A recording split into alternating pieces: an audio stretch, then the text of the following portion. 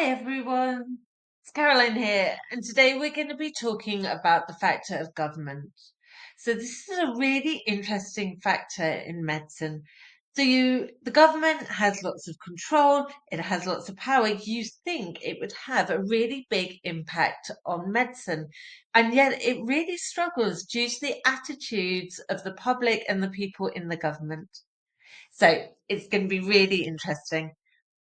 Just a reminder that we're going to be looking at our seven factors. So religion, superstition, communication, warfare, science and technology, chance, the government, and individuals. And remember, factors aren't events or people, they're just reasons why things happen. So why does medicine get better? Why does medicine get held back? So we're going to look at the government today. So in the Middle Ages, it's really small. So remember that big factor in the Middle Ages is always going to be religion, and it's the Catholic Church. So the government's there are kings, there are local governments, but they're eclipsed by religion. So the king and the government controls day-to-day life, but the church controls the afterlife, and that's way more important for Middle Ages people.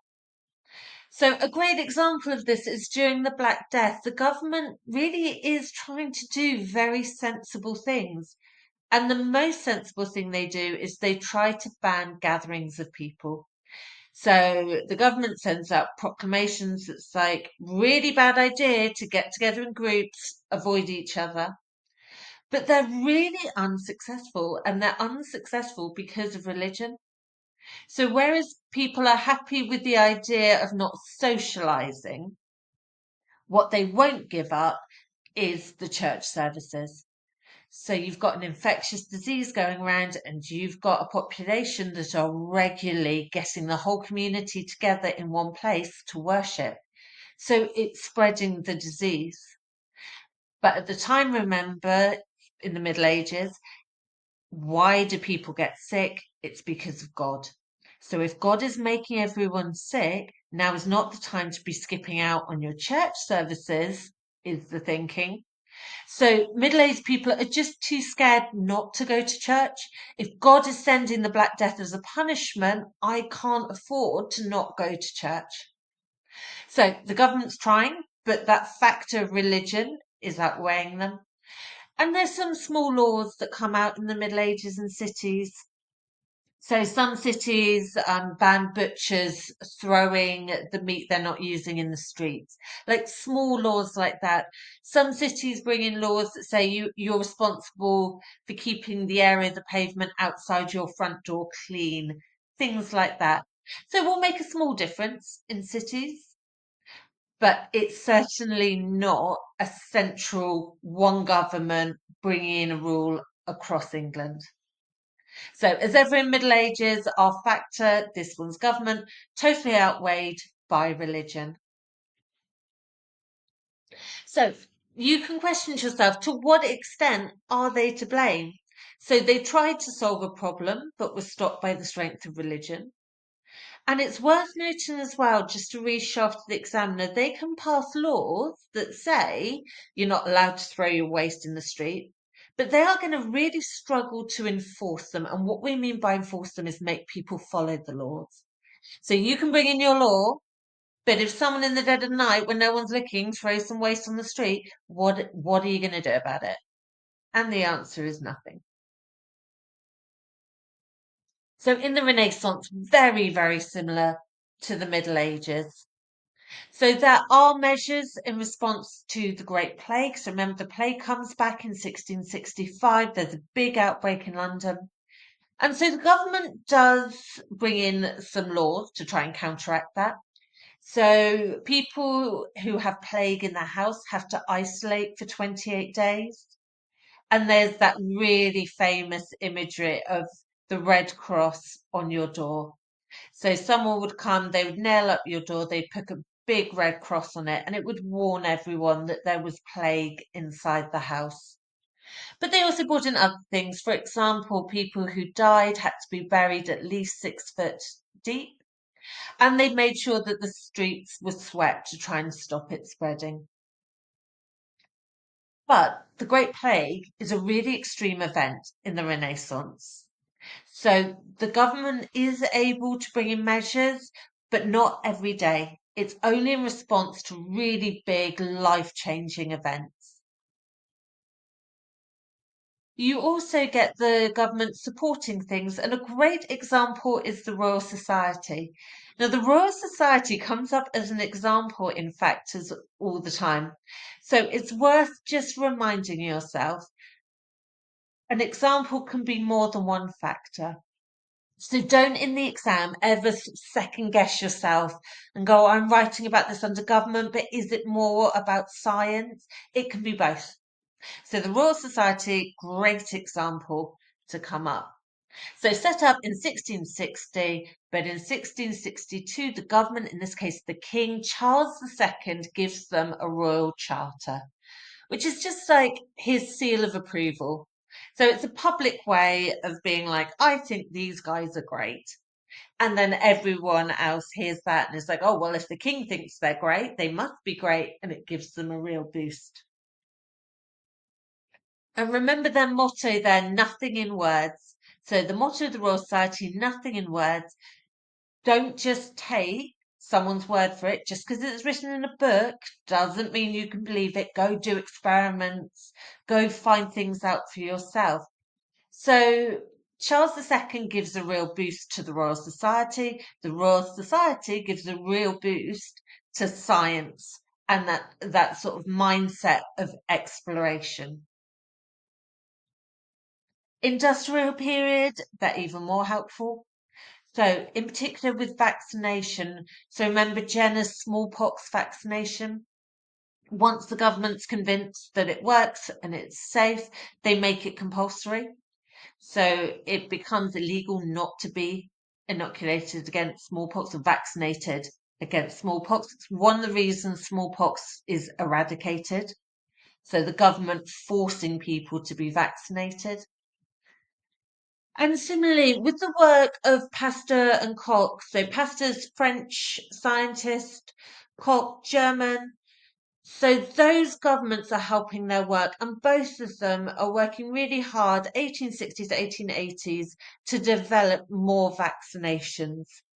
So they come up with vaccinations against chicken cholera, rabies, anthrax, so really serious illnesses. And they're driven by the government. So the government is helping them out with money, support to do their work. And another big way that they are going to help in the industrial period is with public health. So it's the government who asked Chadwick to write his report. Remember, Chadwick's the one who writes the report that's like people in Liverpool have a life expectancy of 16. That's the average life expectancy. And Chadwick also makes it clear that even if you are rich and fancy, if you're living in the towns, it is going to have an effect on your life expectancy. So it makes the rich people who have the power and the influence sit up and take notice. So the government member brings in the two Public Health Acts, so 1848. They bring in one which says local governments can ensure clean water, make sure there are parks, that kind of thing. Then they realise quite quickly that no one's actually doing it because it's optional. So 1875, they're like, no, no, come on now, you have to do it. So 1848 sets it up and is like, it's perfectly voluntary. Very few people are doing it. So by 1875, they're like, no, now you have to do it. They are paying for Bazalgette and his sewers in London. So prompted by the Great Stink, the time when they had an unusually hot summer and the Thames evaporates and leaves behind all the human waste that's there in the boiling heat. Also, remember the House of Parliament right on the banks of the Thames. So they actually can't meet. The smell is so bad that they have to move. As a result, partly from that, partly from Snow's work with cholera, they're like, no, come on, we need sewers now. So what it does is it weakens this attitude.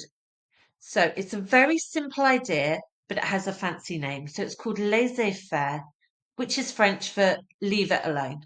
So the government has this real attitude, this laissez-faire attitude of it's not our problem. So if you are living in a house that's terrible conditions, everywhere's really dirty, well, then that's your problem. You need to sort it. It's not the government's problem. And it has this rather entitled attitude of like, well, work harder. If you're living somewhere really bad, just work harder, get more money, move. And it's coming from people who've never had to do that kind of work or live in those kind of conditions, so they don't get it. So laissez-faire, the government's attitude of not my problem, your problem. But this starts to weaken in the industrial period because of things like the Great Stink. It kind of makes it their problem. The government has to do something about it. But the more links that are made between cleanliness and illness, the government is starting to realize that actually they do have to do something about it. Which takes us into the modern period.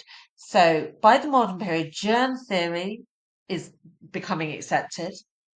Put that together with the reports on the public health and all those successes in public health. So, the building of sewers, making sure there's clean water, all of that leaves that laissez faire attitude going. So a Liberal government comes in Britain. They're in from 1906 to 1916, and they've got the attitude of actually, we need to help the people. So they're doing some reforms. So national insurance for healthcare is available for some. So if you are working, you can have some form of health insurance. So it's in its early stages, but it's there. Then really the big one is the middle of the period. So British and American governments fund work in penicillin, so Florian chain there, partly because, or mostly because of the background of World War II going on, the huge numbers of injuries, so they need penicillin to fight infection. But then the big one, 1948, the Labour government sets up the NHS, free healthcare for all. So for a lot of people, this is the first time they are going to see a doctor. So it's not necessarily that healthcare gets better, but it's just that it's more accessible. So it's not that the NHS makes doctors better at the job, it just means more people can see them. So there's the lovely phrase from cradle to grave. So from cradles, like an old cot, from your cot, so as a baby, up until the end of your life, free healthcare for all. So later governments do reduce this, but only slightly. So nowadays we have to pay for our prescriptions. There's a set charge. Often, though, the cost of the prescription is nowhere near the cost of the medicine. So you're still getting a really good deal. And dental health. So they rolled back a little bit of it. So the government overall, mainly public health in the earlier periods. So making sure the health of the public is good. They have the power, they have the wealth, but often it's driven by attitudes of the people, but also the attitudes of the government, that laissez-faire attitude, that sort of leave well alone, with the sort of fond idea that if people want to, they can improve their lives. So we move away from that laissez-faire attitude to, in the end of the modern period, what people call the nanny state. So they mean nanny in the sense of like someone who looks after small children. So it's the opposite of laissez-faire. It's the attitude that the government does too much.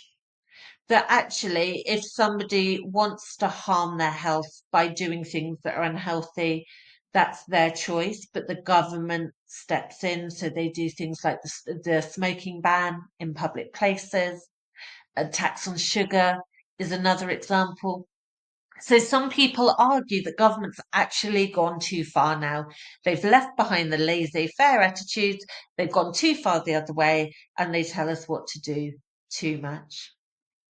Okay, so the factor of government, really interesting. So, really reliant on attitudes of everybody around them to how much they can do.